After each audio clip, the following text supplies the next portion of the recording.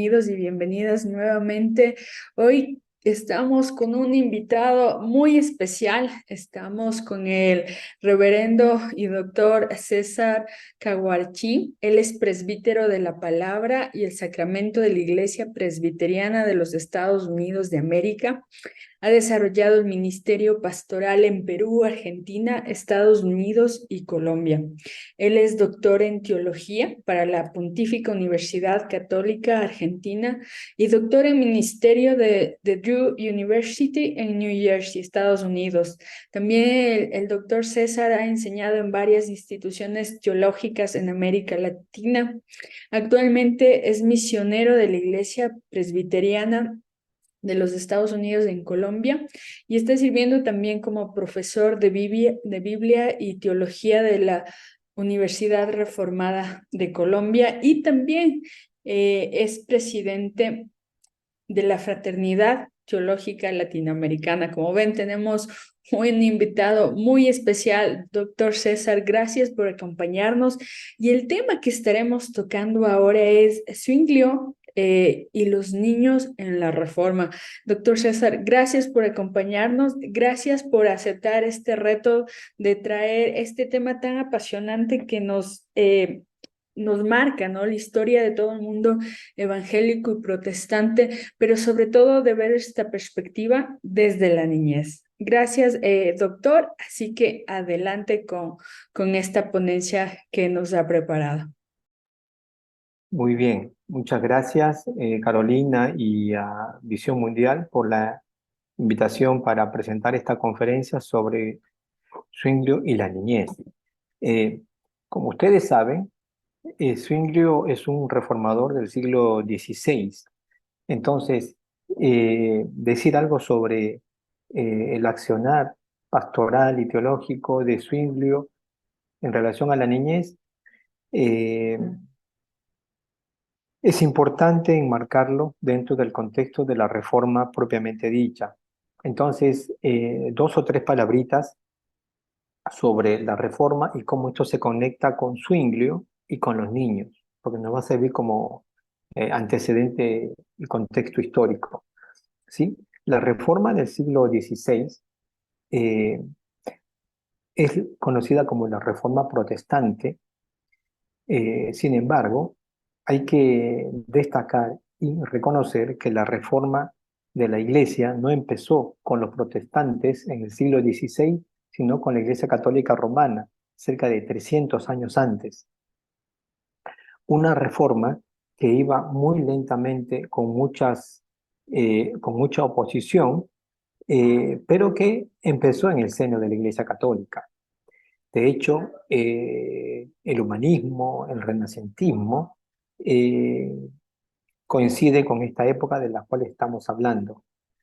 Y la reforma, que empieza en esa época, antes, como 3 siglos antes de la reforma, 300 años antes de la reforma, eh, era una reforma de la Iglesia la que se tenía en mente. Sin embargo, la reforma no solamente fue un movimiento de reforma religiosa y espiritual, o sea, de la iglesia, sino llegó a ser también una reforma de las distintas instituciones sociales. Entonces, se reformó el Estado, se reformó la economía, se reformó la educación, se reformó la iglesia, se reformó la familia, etcétera. Y dentro de todo esto encontramos la reforma de la Iglesia donde se enmarca el teólogo del cual vamos a referirnos, Ulrico Zwinglio. Ulrico Zwinglio nació en Billhaus, en Suiza, al norte de Zúrich, ¿sí? En un pueblo eh, montañoso, ¿sí? Y me refiero a él con sus datos personales porque justamente su niñez ma- eh, fue tan marcada en su vida que va a determinar el rumbo de su vida adulta. Y esto nos va conectando con el tema nuestro. Entonces me voy a referir a 4 momentos de la vida de Zwinglio conectados con la niñez. Él nace en un seno familiar cuyo padre, que se llamaba como él, Ulrico, él era el alguacil del pueblo, ¿sí? Una suerte de alcalde del pueblo en el que él estaba, la máxima autoridad. Era un cargo político. Siendo un cargo político electivo, democráticamente, fíjense ustedes, estamos hablando del siglo XVI, quiere decir que para ser elegido por el pueblo había que tener cierta reputación de honestidad, de honradez y honorabilidad. Entonces, el padre de Zwinglio ocupó este cargo, pero también su abuelo. De modo que se puede decir que Zwinglio, en su niñez, sabía bien lo que era estar rodeado de personas con cargos políticos y escuchaba los temas políticos como parte de la sobremesa. Pero por otro lado, Zwinglio tuvo eh, 9 hermanos, con él fueron 10, ¿sí? De todos ellos, de los 10 hermanos en total que formaban la familia, varios de ellos estuvieron en la vida religiosa, ¿sí? Él mismo llegó a ser un sacerdote, pero luego su hermano menor, Andrés, también lo fue. El otro hermano que tuvo, siguiente a él, también fue sacerdote. Entonces, fíjense ustedes, 3 religiosos en una familia. Aparte, el hermano de la madre, tío, también era un sacerdote. Y por parte del padre también tenía a otro sacerdote en la familia. ¿Por qué le señalo esto? Porque en ese tiempo, la Edad Media, el siglo XVI, ya la Edad Media tardía, eh, se puede decir que eh, el grueso de la sociedad estaba en la parte política y en la parte religiosa, ¿sí? Y Zwinglio creció respirando y escuchando temas de la iglesia y temas de la política, temas de la vida monacal, del obispo, del sacerdote y demás, de modo que eh, el niño Zwinglio conocía de, de primera mano lo que significaba estar rodeado de políticos, domésticos, digamos, de la comunidad, pero también de sacerdotes, como era el caso de sus tíos, y más adelante él llegará a ser sacerdote junto con sus otros hermanos. Entonces, fíjense aquí, la primera lección que nosotros podemos sacar de la vida de Zwinglio es cómo la influencia directa del seno familiar puede influir positivamente o negativamente en la vida de un niño, particularmente en sus años formativos, ¿no es cierto? Eh, en el caso de Zwinglio, como estoy señalándole, y vamos a ver más adelante, si el tiempo no lo permite, que la vida de Zwinglio en el futuro va a estar dedicada a la vida sacerdotal y a la vida política, al punto que algunos lo han llamado eh, el sacerdote político o la teología social de Zwinglio. ¿Por qué? Porque él desde niño, mamá, respiró todo lo que tenía que ver con la vida religiosa y los intereses de la iglesia, así como también con los intereses de la vida política. La segunda cosa que tenemos que decir sobre Zwinglio con respecto a los niños es que a la edad muy joven, cuando tenía apenas 5 años, él tuvo que irse a la casa de su tío Bartolomé. ¿Por qué? Porque en la Edad Media, fíjense ustedes, no todas las ciudades, perdón, no todos los pueblos tenían escuelas. Las ciudades sí. Y Bilhaus no era una ciudad, era un pueblo, casi una aldea. Entonces, el tío de él, Bartolomé, era sacerdote en esta ciudad a donde él se mudó, la ciudad de Besen, muy cerca de la casa de sus padres.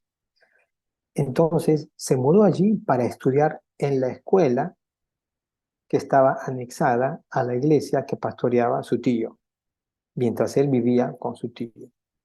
Él estuvo allí por un par de años y su nivel, como digo, sus habilidades, sus capacidades, sus competencias en el aprendizaje fueron tan notables que la escuela de Besen eh, y su tío, que era el director, dijeron, no podemos enseñarle más cosas a este niño.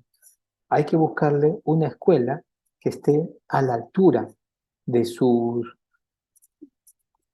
demandas, de sus inquietudes y demás.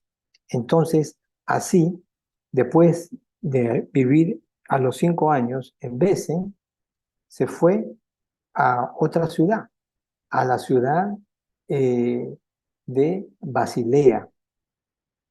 Y allí él estuvo estudiando con otros destacados profesores apenas a la edad de 7, 8 años. En fin, una criatura. Hoy en día sería una locura para nosotros enviar a un niño a los 5 años a un pueblo vecino para que viva con otra persona y luego se mude a otro. Pero en aquel tiempo era la forma como uno podía, como uno podía este, continuar con estudios en mejores escuelas. Entonces, es así como después de estar en Basilea y estudiar con destacados profesores, famosos por lo menos de aquel tiempo, como George Winsley, en Besen, él siguió todo el parámetro y George Winsley dijo, ya no hay más cosas que enseñarle a este niño, es necesario que vaya a otra ciudad, ¿sí? Se había destacado tanto que ya la escuela le quedó corta. Y les quiero decir que Basilea era una ciudad importante en la antigua Suiza. De hecho, era la única ciudad que tenía una universidad y donde se había realizado el último concilio de la iglesia eh, en Basilea para resolver el gran problema de la existencia de tres papas, ¿sí? Eh, varios años antes. El tema es que, superando las expectativas de la escuela de Basilea, Zwinglio es enviado a la capital de la Suiza de aquel tiempo, que era Berna, la capital política, la ciudad más importante por muchas cosas, y allí estuvo y ocurrió lo mismo que con las otras, con los otros dos lugares, ¿sí? Allí estuvo con el famoso humanista Henry Wolfling, llamado Lupulus, famoso en los textos del siglo XVI, al igual que George Bernstein, anteriormente citado. Ellos fueron profesores de Zwinglio. Y entonces, después de unos años más, él fue enviado, ya no de nuevo a Basilea, sino se fue a un lugar fuera de Suiza, que era la capital del imperio germánico, que fue a Viena, a Austria. Estudió allí y ya encontramos al Zwinglio adolescente, ¿sí? Con algunos, como digo, eh, algunos brillos, como siempre, en lo, en lo académico, en la educación.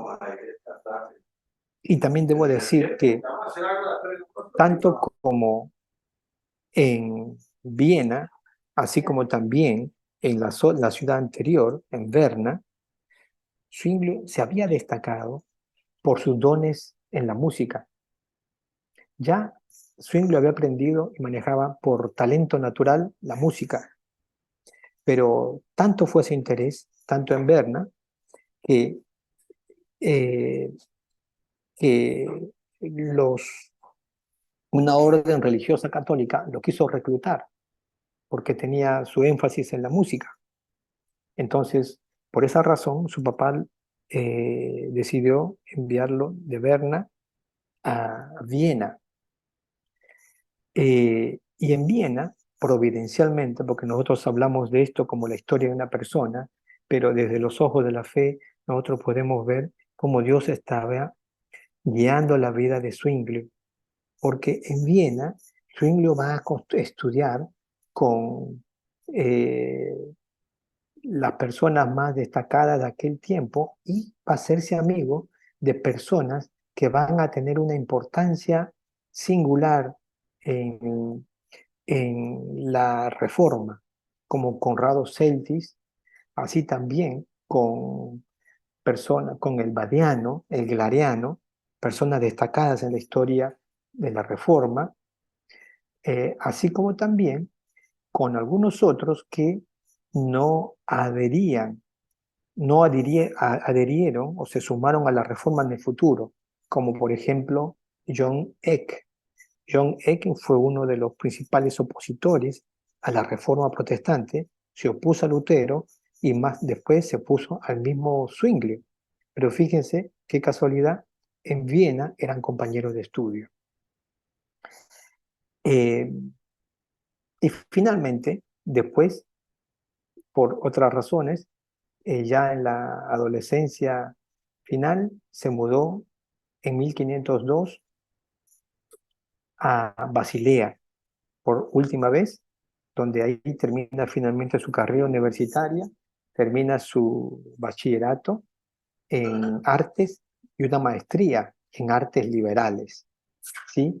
Allí llega a estudiar con eh, famosos personajes de la época como Wittenbach y, y muchos otros, ¿sí? Pero ahí el más famoso es Wittenbach, Thomas Wittenbach. Entonces, aquí cierro, es lo segundo que quiero señalar de Zwingli. Y quiero agregar dos o tres cositas más. Zwingli en su vida no condujo su vida, sino fue conducido por sus padres. Pero además de eso, también por su tío Bartolomé, quien llegó a ser como su tutor, llegó a ser como su, vamos a decir, su padrino o su consejero o su mentor, como se diría hoy en día, al punto que le ayudó a elegir las mejores escuelas junto con su padre. Y si Zwingli llegó a ser uno de los reformadores más importantes, liderando una reforma en Suiza, y muy importante, fue debido a que la formación de él era una formación, llegó a ser una formación tan destacada que llegó a ser prácticamente el referente humanista juntamente con el Glariano, y después llegaría a Suiza Erasmo de Rotterdam, con quien Zwingli llegó a tener amistad. Entonces, para cerrar este segundo punto, eh, fíjense cómo es la vida del niño pequeño, el niño más grande, 8, 9, 10 años, del adolescente y del joven, el acompañamiento de los padres, el acompañamiento de los familiares bien orientados, y los amigos son de importancia singular, ¿sí? Porque así como los padres pueden no orientar adecuadamente a los hijos, en el caso de Zwingli vemos que lo orientaron juntamente con el apoyo de su tío Bartolomé de la mejor manera y de la manera más correcta que ellos pudieron encontrar para ese momento. La tercera cosa que quiero señalar, ya no ahora de Zwingli niño y del Zwingli de sus estudios, sino dos etapas en su vida ministerial. Su primer pastorado, cuando digo pastorado me refiero a su primer ministerio sacerdotal, hablando como cura, fue en la ciudad de Glaris, también allí, muy cerca de su lugar de nacimiento. Glaris era una ciudad importante y en este lugar él empezó su ministerio y trabajó por 10 años. ¿Qué es lo importante de esta etapa con respecto a la niñez? Bueno, hizo muchas cosas, no voy a referirme a todo, sino exclusivamente a su impacto en la niñez. Después de 3 años, él comenzó allí en 1506. Para 1509, 1510, él decidió abrir una escuela para formar a niños de la ciudad de Glaris, hijos de la gente que iba a la iglesia, porque era necesaria. Y la iglesia y esa escuela fue anexada al edificio del templo, ¿sí? Y allí, en Glaris, estudiaron con él eh, varios personajes que después resaltarían en la historia de Suiza como destacados humanistas, ¿sí? Porque la educación que recibió Zwinglio y la que finalmente él comenzó a impartir fue una formación humanista en el espíritu renacentista, ¿sí? Y esto va a tener mucho que ver y me voy a referir a esto un poquito más adelante. Entonces, la tercera cosa que voy a decir sobre Zwinglio es cómo Zwinglio eh,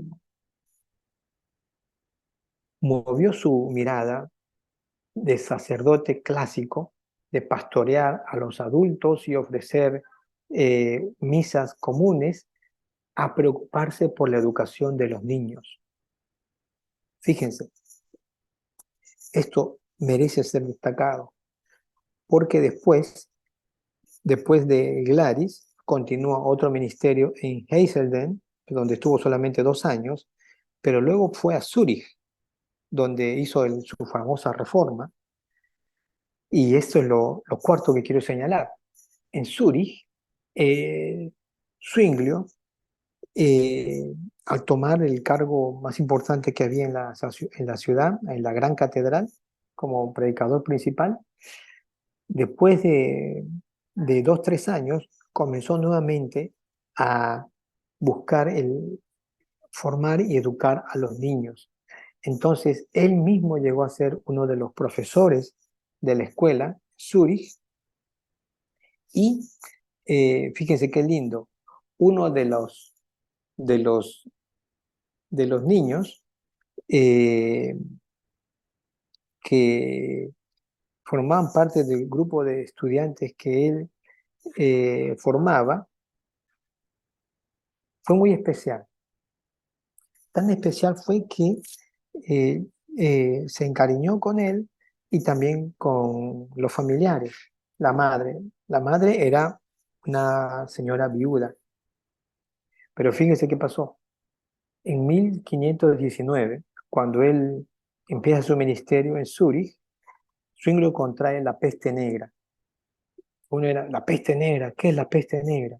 Bueno, nosotros acabamos de pasar el COVID hace un par de años. El COVID hoy en día sería el equivalente a la peste negra en el siglo XVI. ¿Sí? La peste negra empezó en el año 1340 y pico. Por primera vez la plaga de la peste negra que explosionó en Europa, pero tuvo muchos rebrotes. Uno de estos rebrotes, bueno, no uno, sino muchos, hubieron también en el siglo XVI. Uno de ellos afectó a la Suiza, incluyendo a Zúrich, y Zwinglio se contagió. Y Zwinglio estaba de vacaciones cuando lo llamaron, eh, regresó a Zúrich y empezó a atender a los enfermos. Y al atender a los enfermos, el que se contagió. Y se contagió al punto de que estaba próximo a morir. Quien atendió a perdón, a Zwinglio durante su contagio y estaba a punto de morir, fue la madre de este niño, ¿sí? y será justamente ella la que va a ser, después de 3 años, la esposa de Zwingli, ¿sí? Porque finalmente Zwingli decide casarse. Y bueno, como parte de la continuidad de su reforma, ¿verdad? Porque él va a enseñar de que los sacerdotes deben de casarse. Entonces, uno de los primeros en casarse fue Zwingli, juntamente con esta señora que lo cuidó para, para que no muriese y que justamente era la mamá de este niño, ¿sí? Eh, entonces, eh, en esta escuela, donde estudiaba el hijo de la esposa, la que llegó a ser la esposa, allí se formaron también otros niños importantes que impactaron la reforma en Zúrich y llevaron también la reforma eh, que se daba en Zúrich a otras ciudades. Eh, entonces, dos momentos en la vida de Zwingli, dos ministerios distintos en dos ciudades distintas. Zwingli enfatiza la educación de los niños y se dedica a ampliar y a edificar escuelas. Esto es importante porque se ve que en el corazón de Zwingli estaba la preocupación por los niños y la educación. Ahora, para finalizar esta presentación, voy a referirme a un tratado que Zwingli escribe justamente para, para este niño, ¿sí? Eh, con quien se hizo, tomó tanto cariño que finalmente llegó a ser su hijo, ¿verdad? Su hijastro. Y a él le escribió en el año 24, 524, eh, un, una epístola, ¿sí? Sobre la niñez, en donde uno puede aprender y ver este material al cual yo me hago referencia. Está publicado aquí en Colombia, en Bogotá, titulado así, La reforma y la educación en la reforma magisterial y radical. ¿Sí? En este trabajo hago un análisis del estado de la educación en el periodo de la reforma y el impacto de la reforma de Lutero, de Melanchthon, de Zwingli, Calvino y de los anabaptistas con respecto a la educación. Así que lo pueden rastrear, entiendo que está en internet de manera disponible también el libro.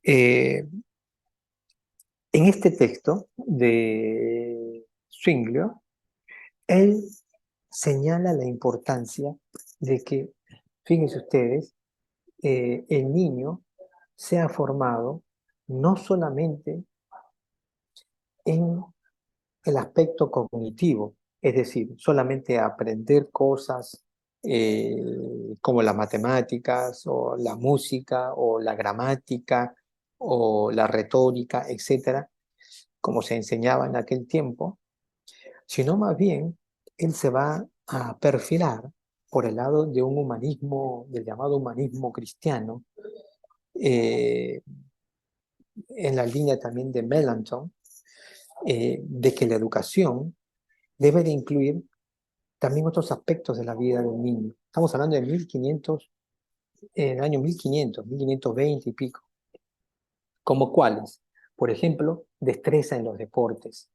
Por ejemplo, manejos de, de cosas de la vida diaria, ¿sí? Ejercicios, eh, quehaceres del hogar para ayudar a los padres. Es decir, Zwingli va a enseñar que no solamente hay que enseñarle eh, las cosas teóricas que uno aprende en la escuela, sino cosas prácticas que enseñan a la gente a vivir, ¿sí? Si el papá era un granjero que le enseña las cosas de la granja, y si era carpintero, etcétera, pero cosas prácticas que le sirvan a la vida para trabajar.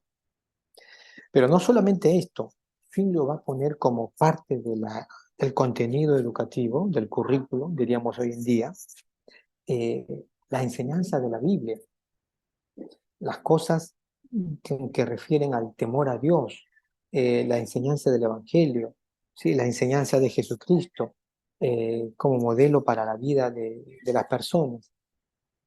Entonces, lo que Zwinglio dice en su texto se puede dividir en tres partes. La parte teórica, las cosas prácticas para la vida, sencillas, útiles, para poder salir de la escuela y después dedicarse a trabajar en eso. Y lo último es las cosas que tienen que ver con la vida cristiana, con la vida espiritual, la comunión con Dios, cultivar la fe. De estas cosas también, a estas cosas también se dedica el tratado de Zwinglio sobre la niñez, sobre la educación en la niñez.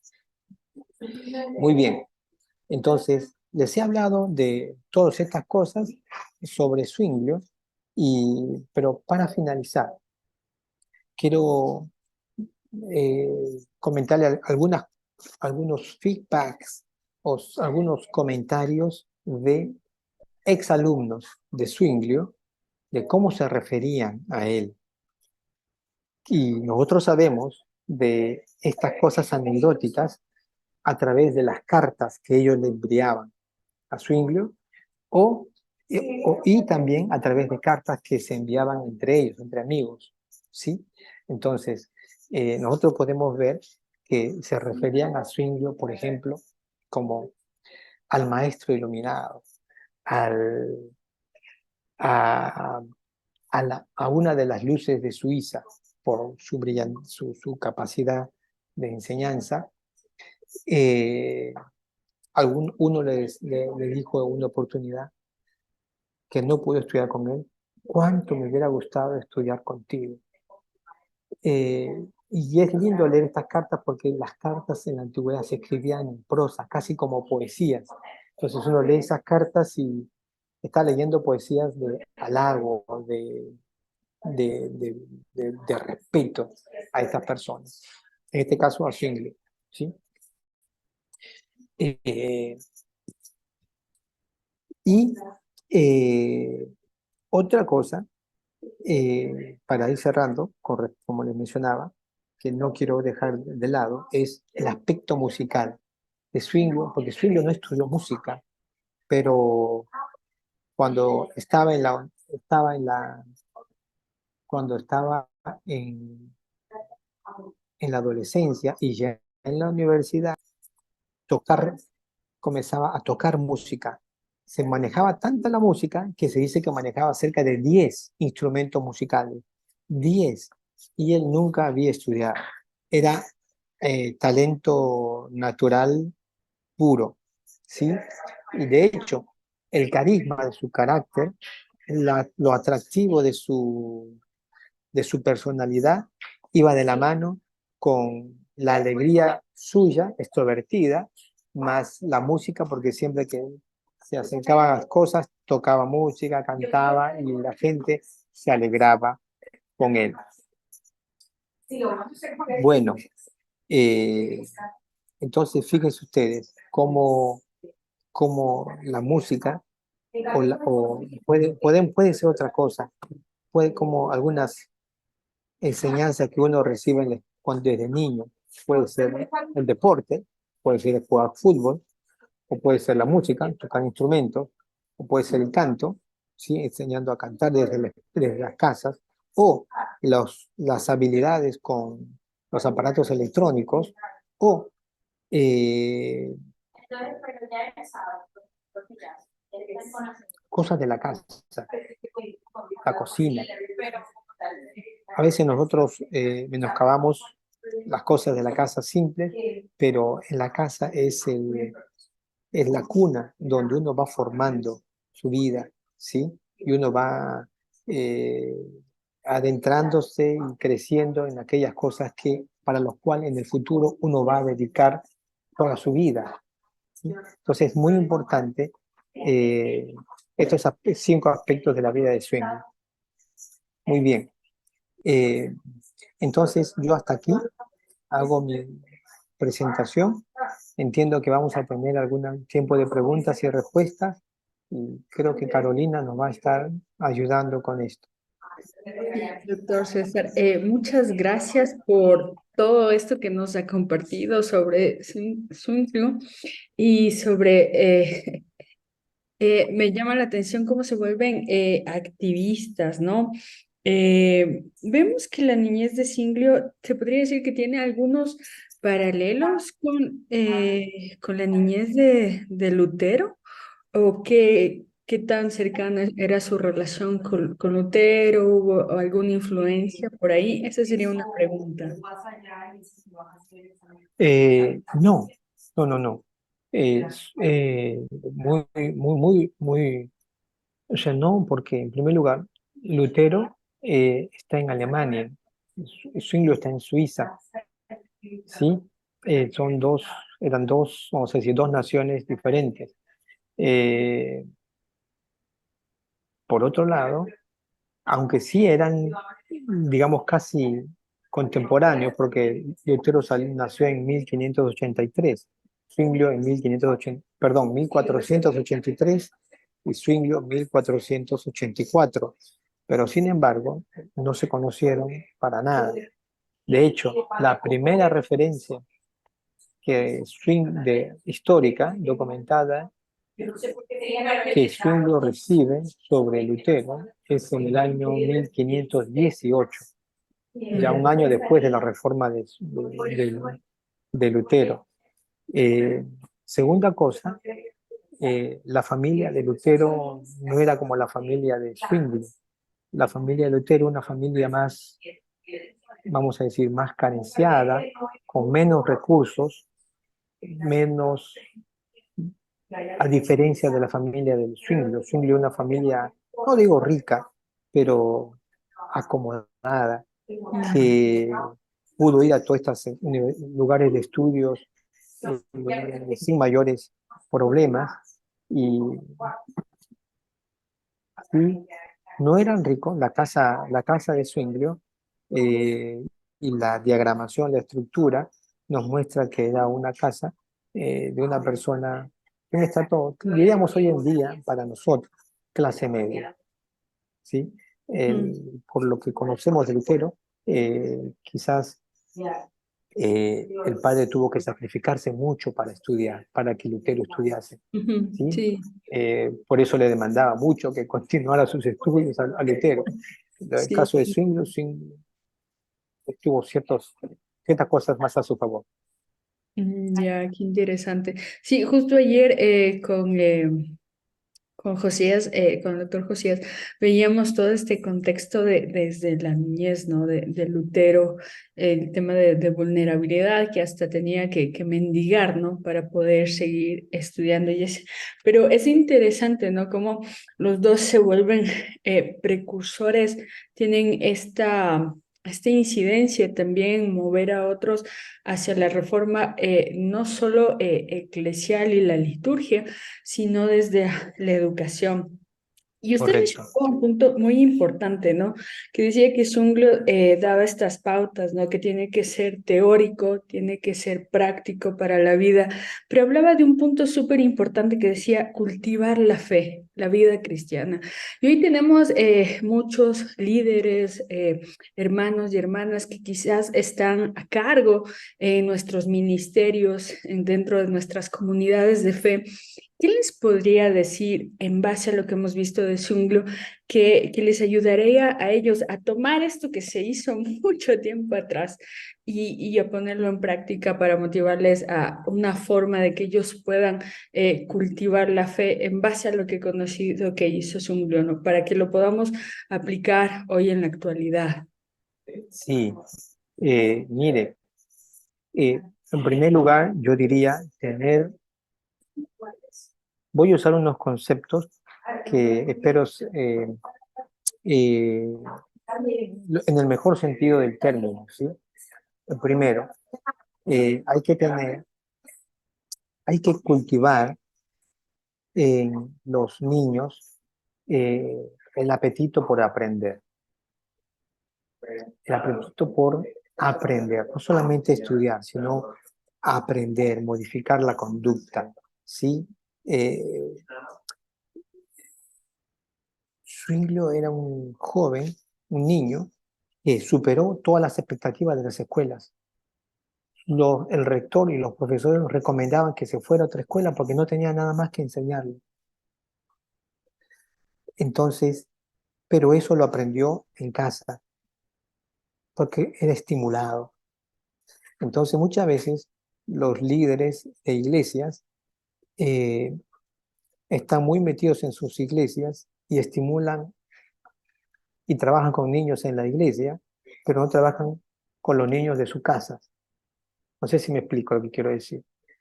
Ujú, Entonces, a veces estamos preocupados por nos ocupamos en enseñar a los niños en las escuelas, pero llegamos a la casa tan fulminados, tan cansados, que ya no tenemos tiempo para enseñarles a los chicos, a nuestros chicos.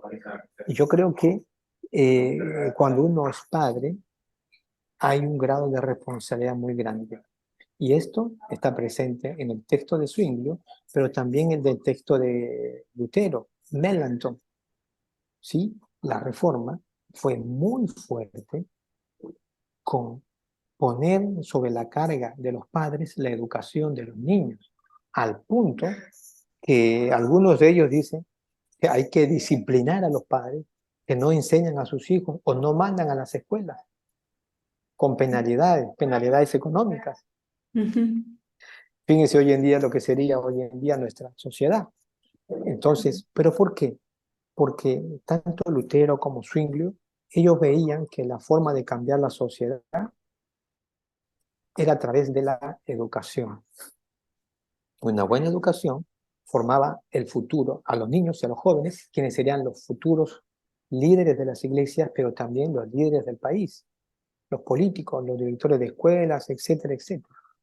ujú. Entonces, la primera cosa que yo diría es atender y educar en casa. Segundo, no censurar a los niños con la curiosidad, sino estimular la curiosidad en los niños, ¿sí? A veces, fíjense ustedes que eh, los maestros o los padres, cuando no entienden algo, porque los chicos están tan metidos a veces con cuestiones que ellos manejan, y como uno no los maneja, dicen, no, no hagas esas cosas. Pues tiene que estimular la curiosidad, la creatividad, la imaginación del niño en las artes plásticas, en, la, en sus preguntas que hacen sobre la Biblia o sobre Dios.